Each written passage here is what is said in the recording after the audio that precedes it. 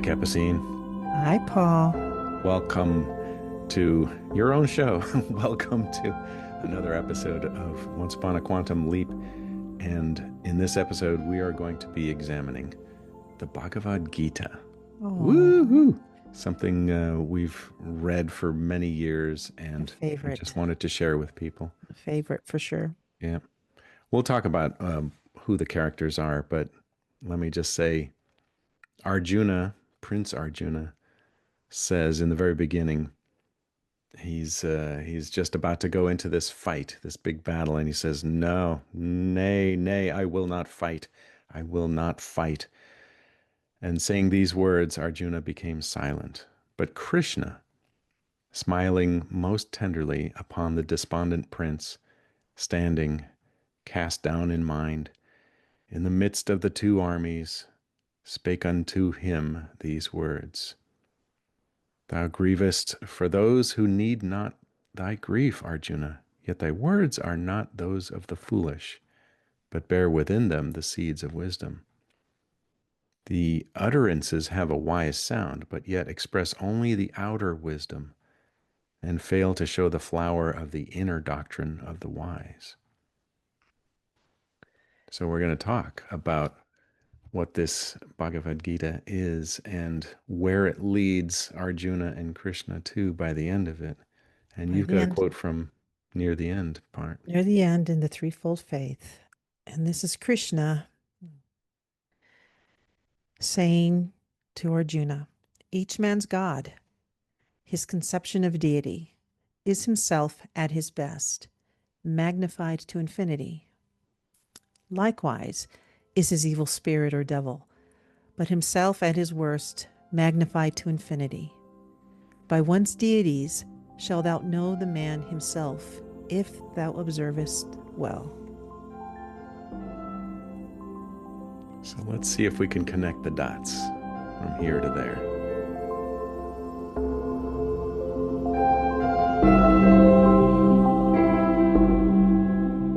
I'm thinking that we should probably back up just a hair and explain what this book is and maybe some of the parts of it and the main characters of it for those who have no experience with this book.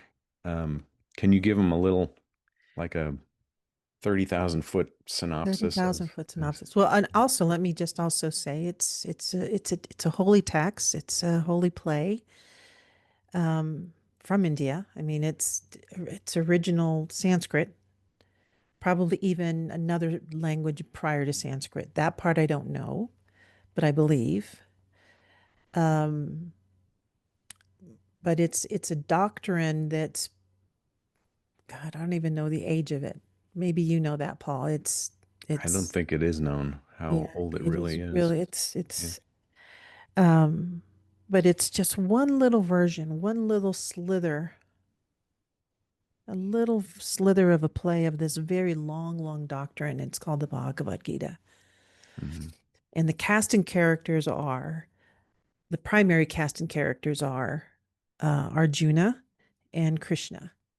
And Krishna is the supreme being, the big, big holy voice of the universe of consciousness. Mhm. And then there's Arjuna, who's one of the princes of Pandu, who is in this big battle with his family.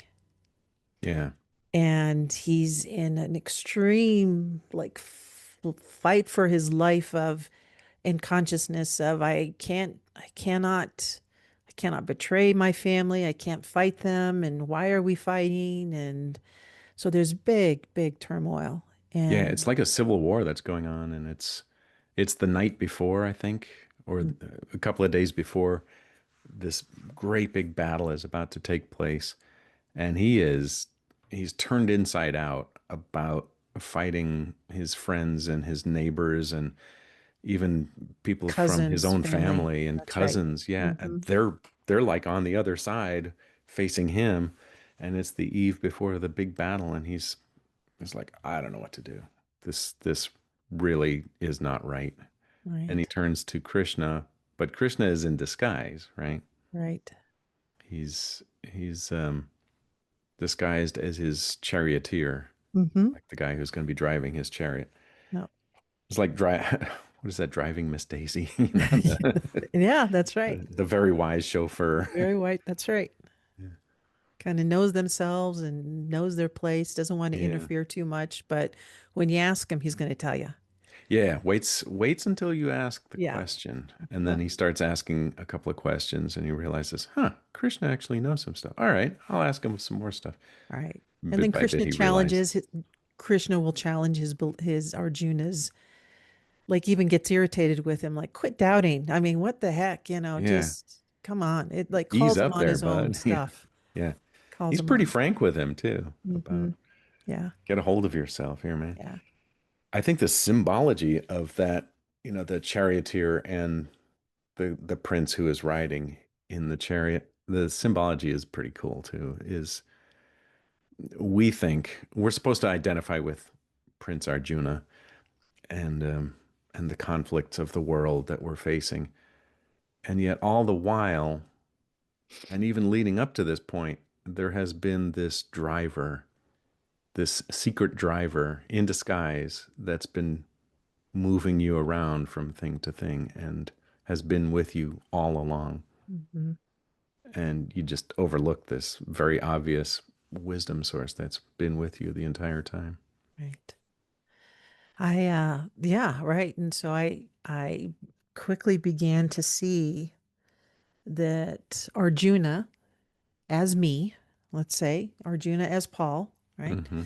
So I quickly started to see that, and Krishna as the main charioteer, the real identity, the real person that's um, has a lot of authority, experience, wisdom. I mean, just in things that you don't even know Hmm. yet. So I really started to see early on that maybe there's maybe there is something to that. Do I have a charioteer Yeah. within me, or am I Yeah. the, Yeah. or is that really within, the word within? Is it Hmm. within me, or is it just, or is it me? Is it Is just it all, another part of me? Yeah. or is it me? Yeah. I mean, so it just I just dove into a lot of those questions. But again, to make the Bhagavad Gita relatable to me, I wanted to be, I wanted to relate it to my day to day life. Hmm. Like I knew I wasn't going to go sit and meditate on this in quiet or solitude. I know I wasn't going to do that. And I knew that I was living in the world. So I wanted to know how I could practice understanding, living this this idea of being thoughtful enough and worthy enough to receive this great wisdom, this insight. But I Yeah. wanted to do it on a day-to-day practical way. So I think that also helped me, because I used to always have the question of every person has a different story or circumstance. Some people don't have use of their limbs or their body. Some people, like, there's got to be other ways of understanding this without the very typical way of sitting and meditating. Not that Hmm. I believe in that too, but there's got to be something else that these mystery stories can tell us about ourselves in a very practical day-to-day way. So I always approached it that way. Yeah. Like, so what does it mean if I give my undivided attention to washing the dishes? Or what does it mean to make sure I make my bed every morning before I go to bed? Yeah. You What know, is this mindfulness on a day-to-day basis? I didn't even think of it as Yeah. mindfulness. I mean, I just thought of it as what's my role in every activity that I do? What is my Hmm. role in it? And why is it important for me to give it attention without thinking that I'm going crazy? You were talking about guidance and how you felt like you didn't have guidance early on in your life or for most of Yeah, your life or I know I've said this before in different episodes, but my mom would always say, I don't know how to raise you. And my dad would say, I don't ever have to worry about you. hmm. And as a young little cute little adorable little capucine, the way I processed that feedback was, well, come on, guys, I need something. Yeah, give me a little something here. Give me a little Yeah. something. Thank you for believing in me. And Yeah. come on, you got to I do your am part on actually a this. kid here. Yeah, Hey. I still need something. Yeah. Yeah. So there was always something in me that had this. uh, Again, I say it now, but I'm trying to go back in my younger mind. The way I looked at this whole big universe was it's not just a mystery, but it has answers. I Hmm. always knew it had answers. And so in my prayers, that's what I would call it when I was younger, I would just pray in the form of questions, not like, please help me or take this pain away, or it wasn't a bargaining. It was immediately like in my mind, what I thought a child would do when they would ask for guidance from a parent. Like, Oh, yeah. what does Yeah. this mean? You know, Yeah. what is why is it that I have a dream that did this? Or why What is the meaning of life, or what is and behind the simple things like, why are you being so mean to someone else? Or why are you I just always had a why. Hmm. Um anyway, so with that, I Do you think that's why go ahead. people lean towards these kinds of books, these holy books, or as you think it's a definitive guide on life and how to live and how to be? And thank goodness somebody wrote a book or put a book together. Here's the Well, I manual think, for life. yeah, to answer your question, I think maybe that is a reason why some people lean towards it.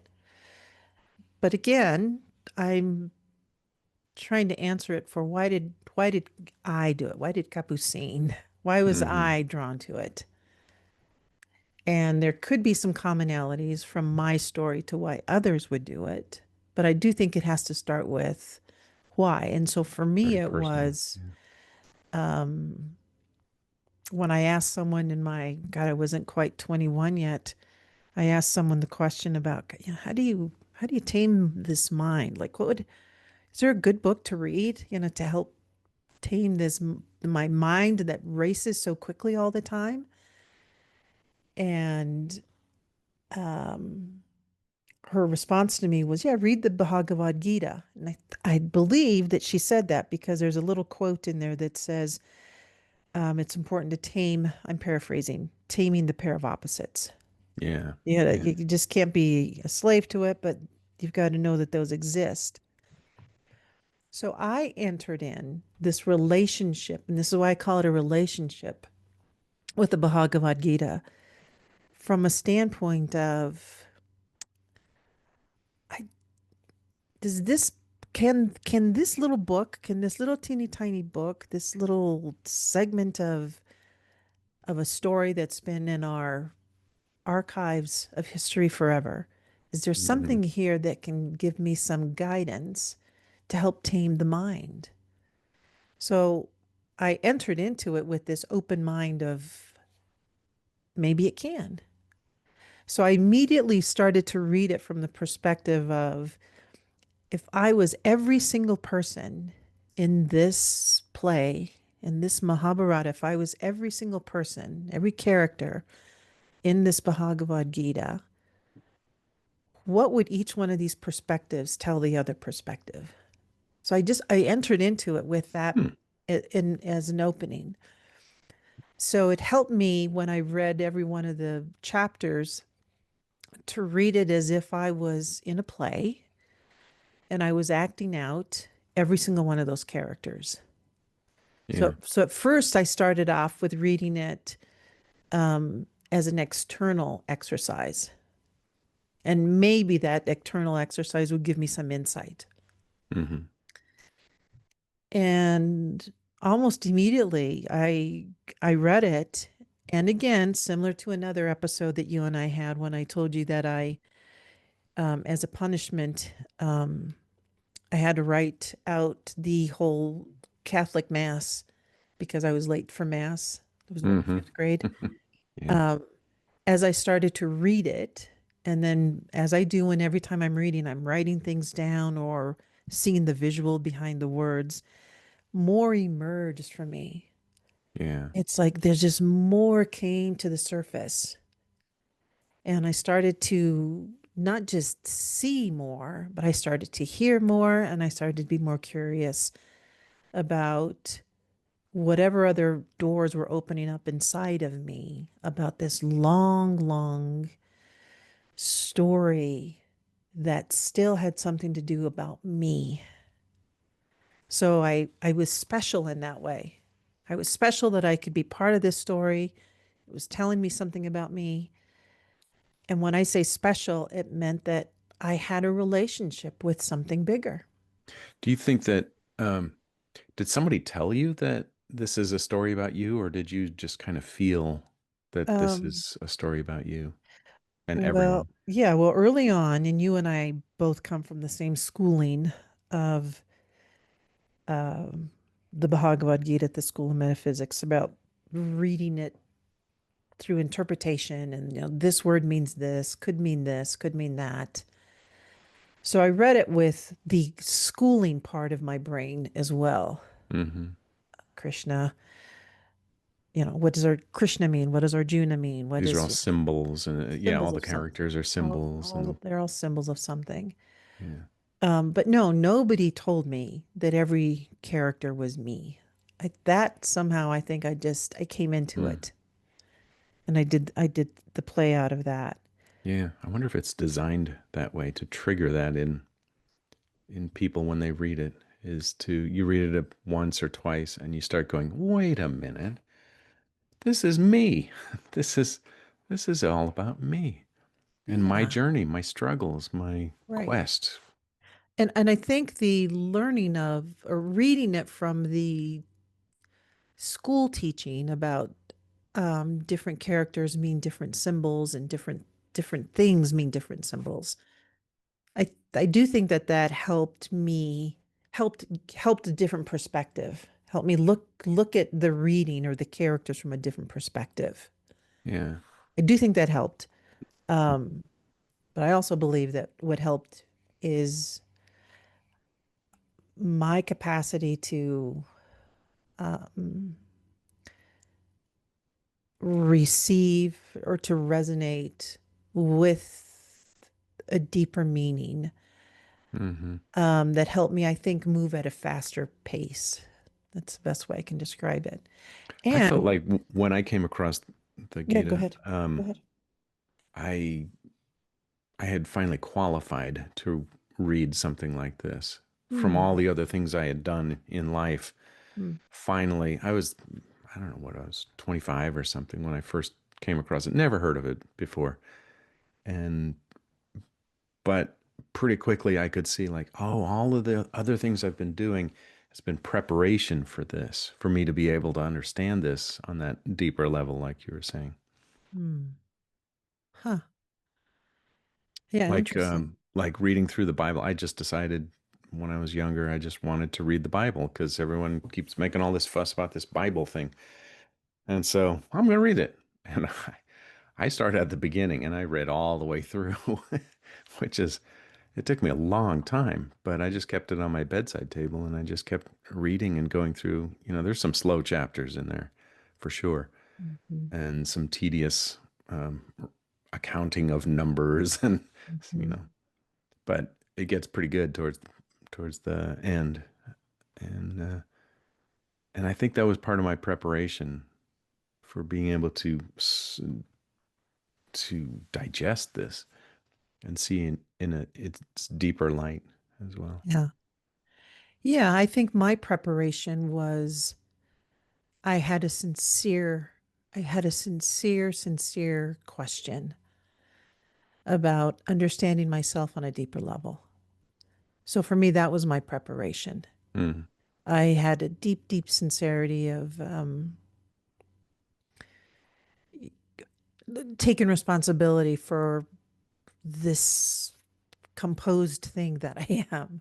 yeah, And again, I will use words like I really felt like it was a parent to me. The Bhagavad Gita was my parents.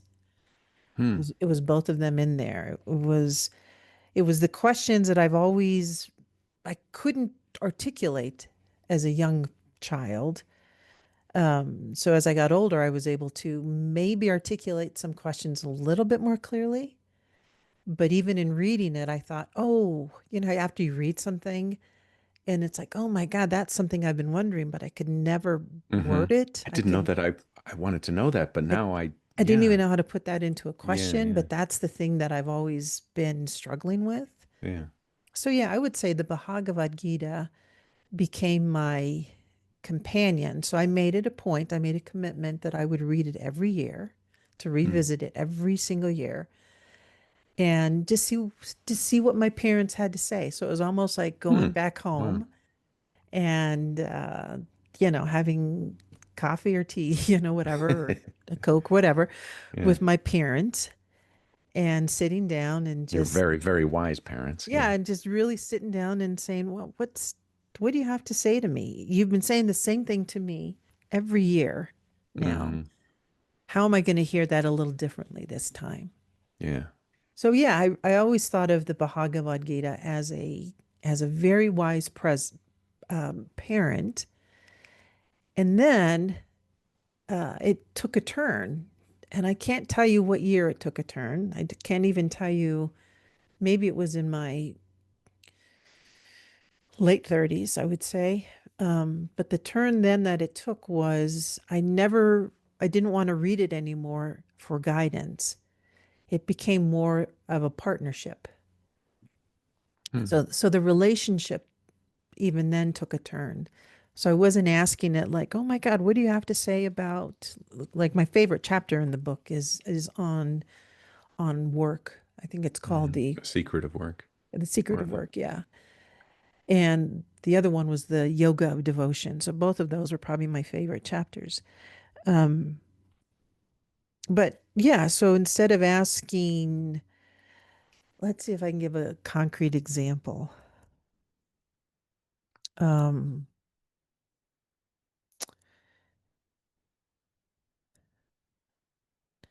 there was something that I had read um, about, oh God, why am I forgetting his name? Um, the fella from India that has made his mark that we all tend to quote. Why am I forgetting his name? Paul. Hmm. Gandhi.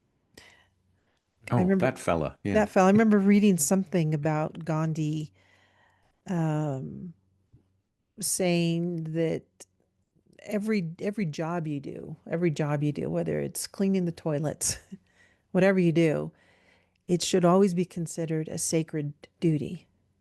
If you look at it that way, if you Hmm. look at it as Hmm. something's being imposed upon you, then that's your takeaway is going to be just that. Yeah.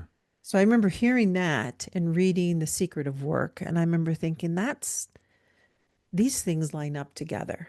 Yeah. So everything that I began to do was with this mindset of I'm in it completely. I'm in it 100% to do my absolute Well, you best. mentioned trust, and along with this secret of work chapter before, Mhm. um, that trusting that whatever is presented to you in life is just the right thing at the right time, and so embrace it and go Right. with it. There's um there's a faith that the universe is cooperating and working just fine, and uh, whatever is before you is the thing to do right now. Right. Yeah. The quote is doeth the task at hand when you are prepared to perform a higher one, it will be placed before you in the same manner. And perform the dutiful and proper task, unattached and free. Yeah. And that still resonates to me. So, what does that mean to me? It means when I'm coming to meet with you, Paul, you and I meet every Wednesday morning. There are certain things depending on our topic where it's like I just want to come knowing that I'm giving you what I can as the best way. I mean, it's my duty. It's a sacred, it's a dutiful task. I take it to heart. This is where devotion comes in, Hmm. where I do my best to say, I'm here. I'm here for you. I'm here for me. I mean, that's a task. It's when I'm making Mia, my dog, her morning breakfast. I don't just slop dog food into her bowl. Yeah, you take care. I Yeah. mean, it's like what does she need for her body? What does she need for nutrients? That's a duty. It's a dutiful and proper task. I just Hmm. those words. It's a dutiful and proper task. Yeah. Um, yeah, when I'm mowing the lawn, Hmm. once a week, especially now that we're in that season, um, how much time do I need to give to it? Is there Yeah. something? I mean, it's just, I think about this concept now with how I'm renovating the house that we're working on. yeah. And it's a project house. And when I'm doing electrical work, I think, I could do it the slapdash way or I could do it the right way. Mhm. And I think, yeah, we're flipping this house, but I'm going to do it the right way. I'm going to run the circuits the right way. I'm going to staple the wires the right way and use the right equipment and the right tools and the right materials because that's just what you do. That's just what is required. And that goes right along with the secret of work. Did you ever wonder if other people had as many or had the same kind of perspective as you? Like Um, thought these kinds of things about the philosophy of doing and being in life? Or were they just bopping along going to basketball games and well, I knew I wasn't alone, number one. So I didn't think of myself as special to the point that I'm the only one that thinks this way. So I knew others had to it. hmm The thing that I was aware of is that I was aware, maybe in a different way than other people were. So I had an awareness that wanted to understand this in relationship to these bigger questions we had. Not to say that other people on their day-to-day life, when presented, they probably would be curious. I was just driven. I was just yeah, driven to know it. yeah. It I was a remember drive. thinking at a certain point I Back to, let me say this real quick. oh yeah, yeah. Using that word drive, I really was driven, hence the word chariot. Oh. I mean, Nice. truly, I used to always think I am driven to know this. So that was another Ooh, symbol that good occurred to me. metaphor. Yeah. Yeah. So go Yeah. for it. What were you going to say? Oh, I now I've completely forgotten what I was going to say. Oh, I'm sorry, I Paul. should I should dash these things down. No. It'll come back to me though. Well, I think, let me see if I can jog your memory before I rudely interrupted you. Um, no, that there's an awareness that I knew that some people had that inkling to know a little bit more. We use hmm terms like the seekers, the people that just have, again, the word drive to want to know more, to seek Yeah. the guidance of it. And other people, I think it just stayed dormant in some folks. So your question was, Yeah, and it might not be this lifetime that mhm, that is their lifetime to uncover the secrets sure. of the universe. Maybe this lifetime they're going to focus on building and creating in the world, Hmm. and that's their devotion, and that's their devotional practice. That's right. I do remember. I remember what I thought. Um, I wasn't. I wasn't really so invested and interested in finding out about me. And I know, I know the whole quest of the School of Metaphysics is who am I? And and trying to answer that question, what am I? Who am I? Where do I come from? I wasn't really that interested in that. I was more interested in what is this universe and how does it operate? Like what is the system that's behind Mm-hmm. the curtain? That's what really drove me, drove my chariot into this realm of exploration was I wanted to know what and who and why was there this hidden world and what is behind this curtain? Hmm. What started it? And so I went in through the physics of metaphysics door instead Yeah. of who am I.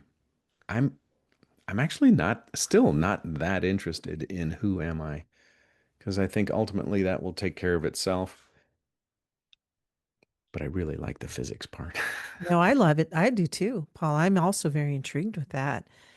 And yeah, my perspective, and again, back to the Bhagavad Gita, reading it from the lens of I am every perspective. I'm every aspect or quality or character in this book really deepened my respect, my appreciation, and my way of seeing other perspectives. Yeah, Because as being every character, I needed to see a perspective that wasn't mine, yeah. and so that really pushed me. And back to your point, I think the I do believe that to understand the bigger picture, believe this, to understand the bigger whys of the universalities, it really does help if you know yourself a whole lot better. Hmm. I just, I think there might even be a chapter in the Gita about this. Like, it doesn't really matter which door you go in, you're going to get to the same place anyway. Mhm. Whether you come in through the I am going to do good works in the world, eventually you're going to know the secret of work and the secrets of creation, and therefore who you are and in the flow of all of things. Mhm. Or if you go in through the door of I want to know who I am, who I am, who I am, you're going to explore how you create as part of that exploration. So they end up coming to the same place, and I think that makes it extra accessible for people as well. Mhm. Whatever perspective you're arriving with, you can find your way in to this exploration. So I know we're talking about the Bhagavad Gita, but the companion piece in my life and to the Bhagavad Gita was the book of wisdom in the Holy Bible, in the Bible. Hmm. And so as the Bhagavad Gita was apparent to me, the book of wisdom was a love story to me. And it really was about this. I think both were really good companion pieces for Hmm. me to, let's see if I can say it this way. I even though I am not in a monastery, I'm not a Carmelite, I'm not, I really do understand the devotion and the mystery of having, like Teresa of Avila does this a lot. She talks about her profound love for this relationship that's not a male, not a partner, physical partner. Hmm. So I've always had a when I say the word relationship, it's I've always been drawn to this loving companionship that is with me. And when I say that I don't mean that egotistically, and I don't mean it sounds Well, it's a odd. relationship with devotion and It's with yes. faith and with spirit It and really is just and it's the best love story I can ever be a part of.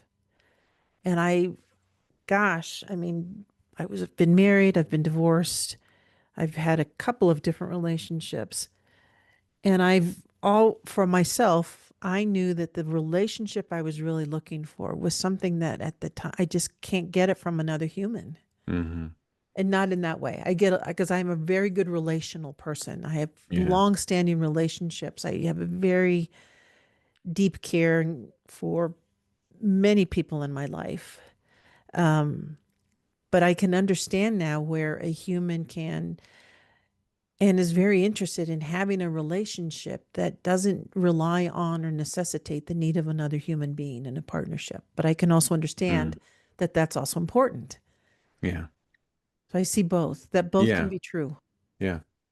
And that I think that's also in the Gita as well about the Mhm. whether you come from relating with people and seeing the good in all people and seeing the divinity in people, that brings you to the doorstep of divinity and that Mhm. relationship with the divine.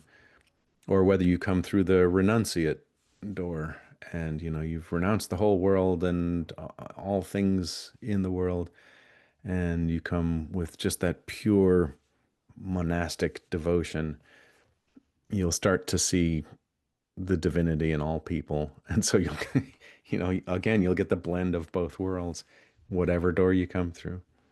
Yeah, there's a one of the chapters, The Knower and the Known, a quote talks about Brahma, which is the universal life. It's the universal life hath no beginning.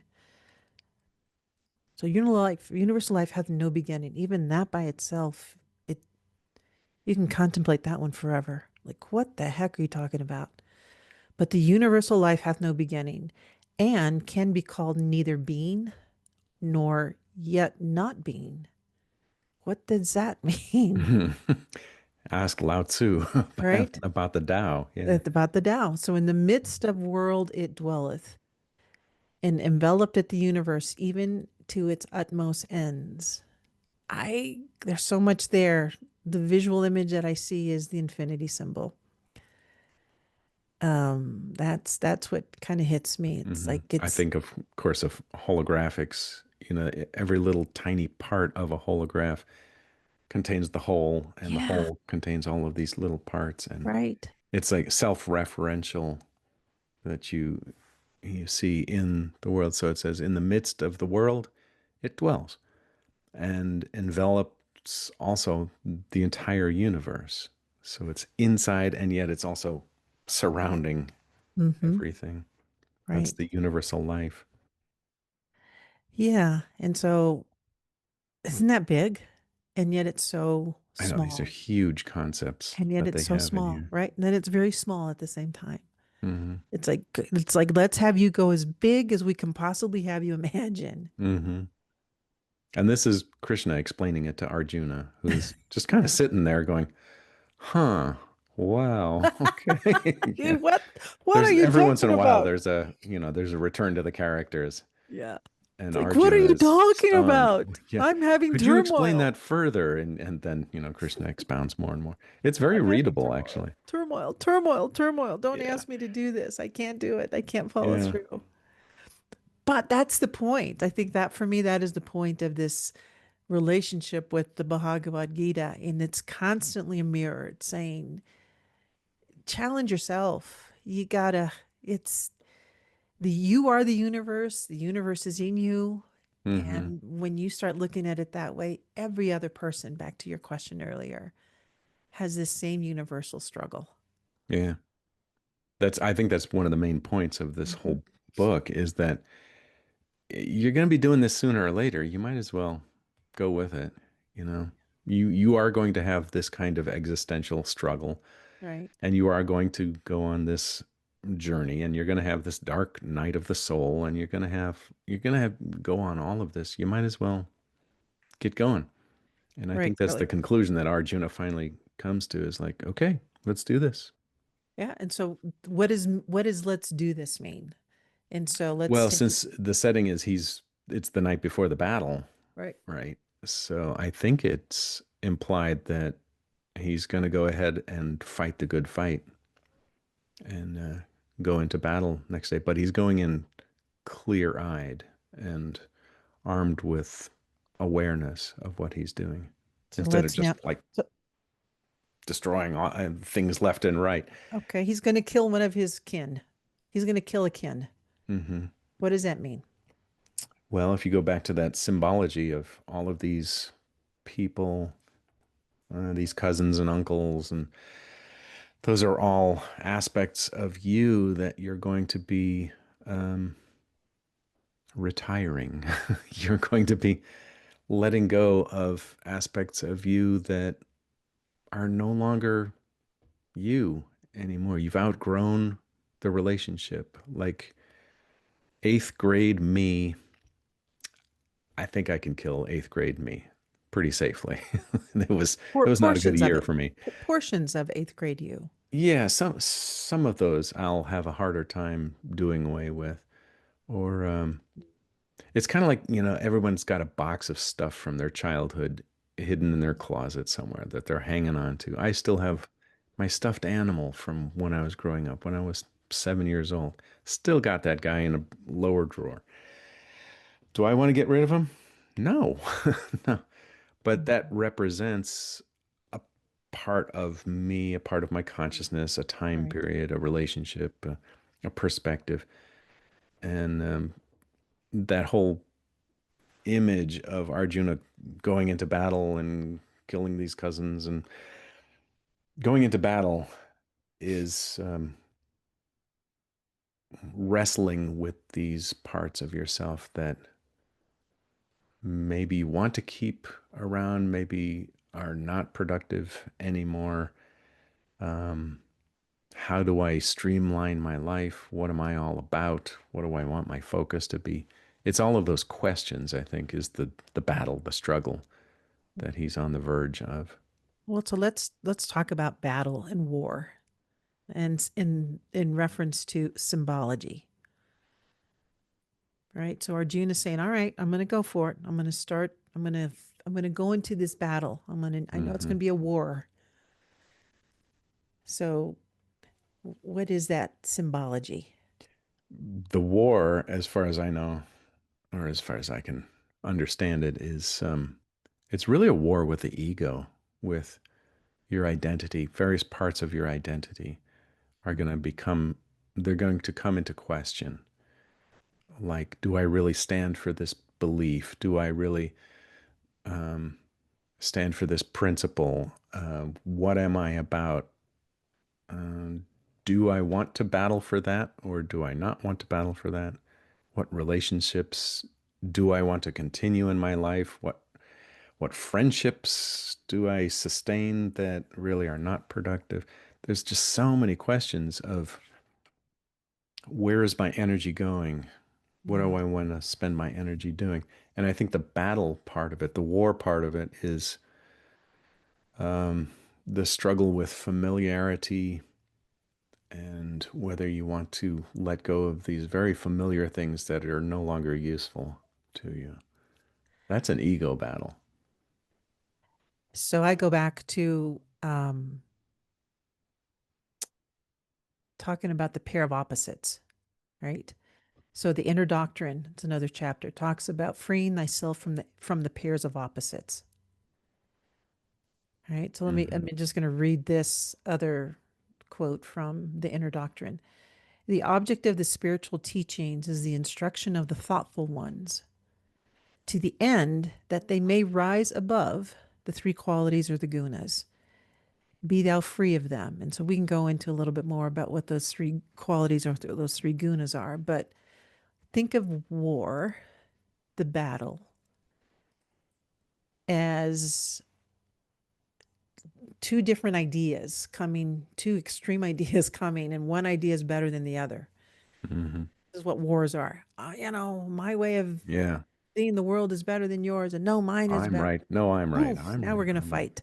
Now Yeah. we're going to, right? So there's two pairs of opposites, opposite ways of thinking, two opposites. So how can you free yourself from two very strong opinions or ways of thinking, Yeah. If you push away from this one, you go to the other one. And if you push away from that one, you go to this one. Yeah. right? So either one of them, it's if you fight both of them, you're always in a fight. Hmm. You're always going to be in a fight. And then let's also think of war as well. That means you got to have some casualties. Someone's going to die. So then we bring in the other sub story, which is life and death, right? And so then I just think of, well, that's so the inner doctrine. Isn't that really what a war brings to us? That's the gift of a war, if I can look at it that way, is that there's so many spiritual teachings. If your mind is directed to be as thoughtful as you can be at looking at this teaching as your place in looking at these pairs of opposites, Like my job, again, dutiful, my dutiful duty to looking at this project or this crazy war or whatever it is to look at the pair of opposites, to be right in the middle, the neutral, if I can be, or at least be Hmm. somewhere in that gray space, to look at what the heck is going on here. And so when you look at that, like we can look at that from a external perspective, right? Like there's wars going on in our current time period now where people think their way of they are right. They are right and they're going to fight for that rightness. Hmm. And so the people that they're fighting are also going to fight for their rightness. So when you take that inner doctrine, when you take it internalized now, and sometimes you've got those pairs of opposites in your own mind Yeah. battling against each other. Yep. And here's Krishna who is saying to Arjuna, take a close look at that within yourself first. Hmm. What will you do with that battle? The war inside. Yeah. What are you doing with that? Are you Yeah. aware that it is a battle? And so then Krishna keeps giving advice as to how to face it. But one of the simple advices is you got to free yourself from those pairs of opposites. Hmm. And then you got to see, uh, like, you got to start seeing the world as built from these pairs of opposites, but also that there's another level that you can shift up to where they're not pairs of opposites, where it is actually a different a different realm that you can go to. Yeah, that's why I think reading the Bhagavad Gita as if you're every single character does does it help me look at every perspective as valuable, Mm. but not attached to it either. Yeah. Not attached to your perspective, but boy, can I see it. These three gunas that are referenced in several of these quotes you've got, um, they call them the three qualities or the three gunas Mm-hmm. that uh, of course I think of the shadow and the gift and the city In the of city. Richard Rudd's uh, well articulated system Mm-hmm. of the gene keys.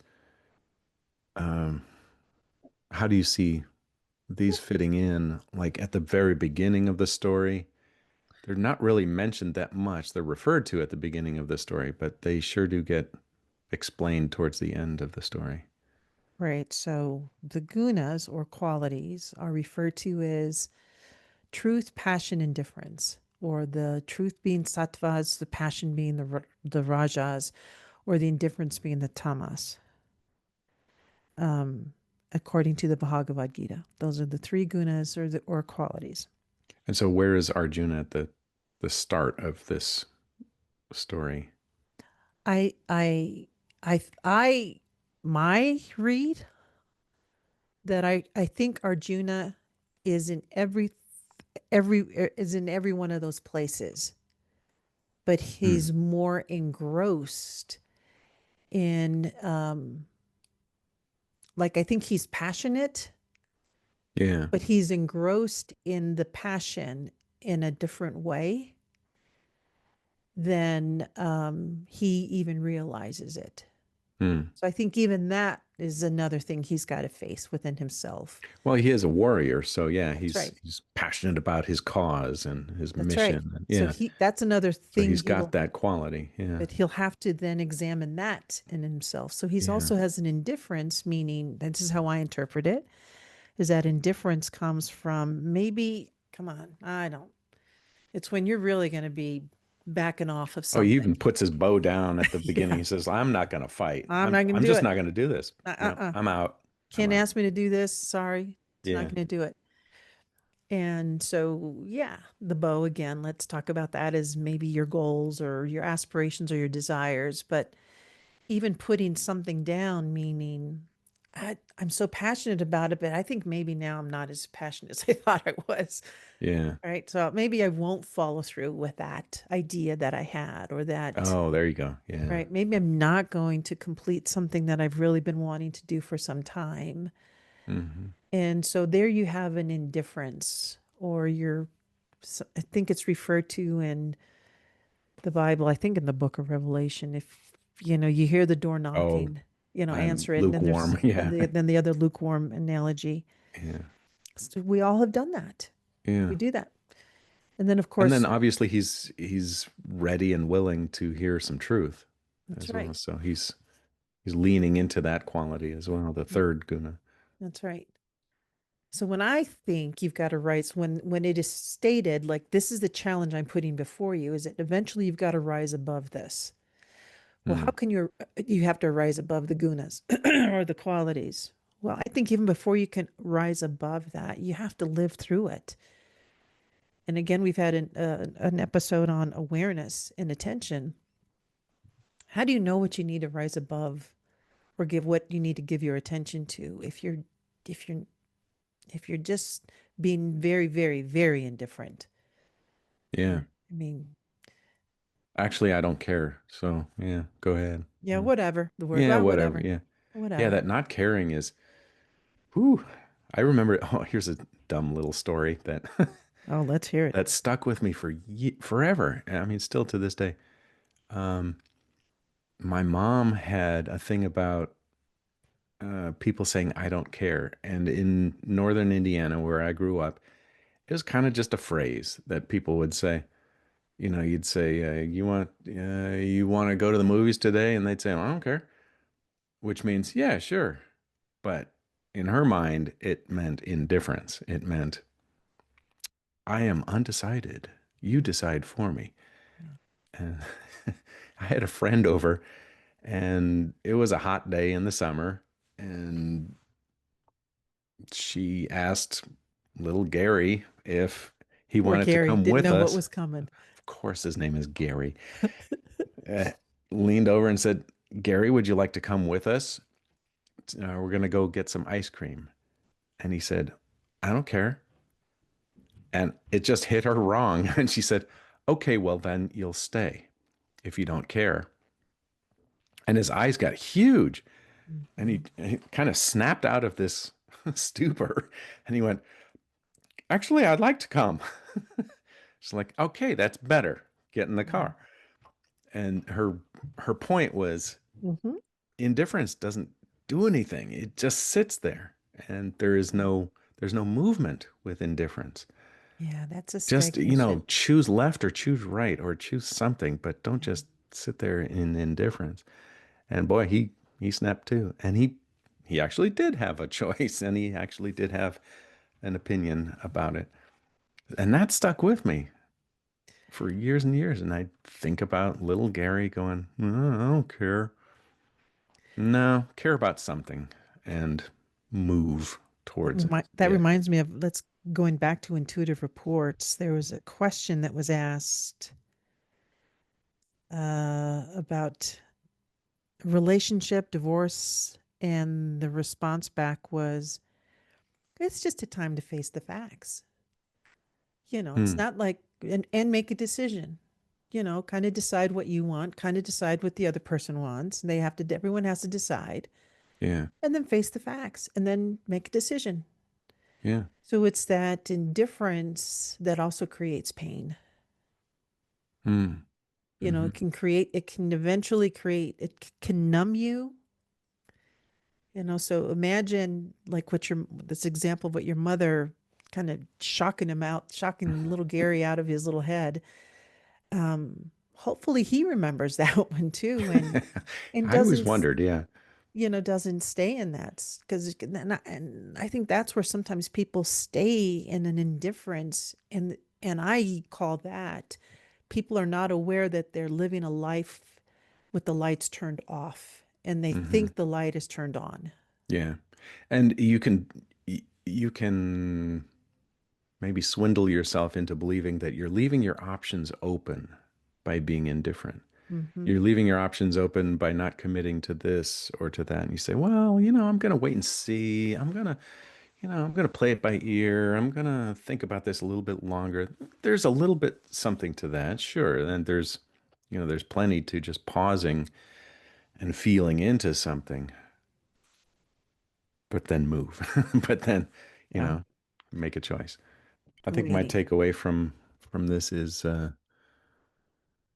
Um, what is my takeaway from this? I think it's that even with it's that chop wood, carry water thing from Zen philosophy Mhm. is before you're awakened to the wonders of the other worlds and the three gunas and the truth and consciousness of the supreme and all of this, you're going to be chopping wood and carrying water. And then after that, all of this eye-opening truth is revealed to you. You're still going to have to do that stuff in the That's world. right. You're still going to be here. You still got a body. You still got responsibilities. So seek to make a blend of the spiritual and the physical. That's Right. a I think that's my favorite theme to come out of this is do both. Do it all three levels. Well, it's that resonance that we talked It's about there you go. in That's the good. other episode. You start whatever you're vibrating, you start resonating other things in your environment that Mm. are in harmony with that resonant frequency. And whatever your field is buzzing, then similar things are going to be buzzing around you like that.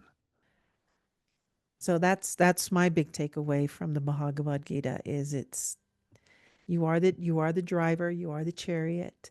You are also the one that's in the battle that that Mm-hmm. that has a choice of how you live your life or not, but you're not alone. You're not alone in that either. Mm. So, Yeah, that's probably why it has stood the test of millennia. All right. thank you Bhagavad Gita. Thank you, Gita. Now I'm gonna have to read it again for the what 22nd time or something.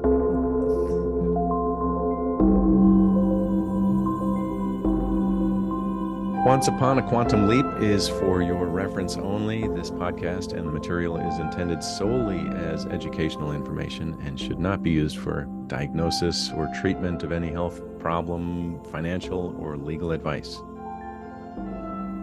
You can listen to full episodes and find out about Paul and Capucine at onceuponaquantumleap.com. All reports shared on this show have been released with permission, and identifiers have been removed for individuals' privacy. The Intuitive reports referred to in each episode are available on our website, on the podcast page, and through links in our show notes. We encourage you to listen to those for greater context. If you're interested in obtaining your own intuitive report, go to quantuminsight.co. That's quantuminsight.co. You can listen to us on Apple, Spotify, or wherever you get your favorite podcasts.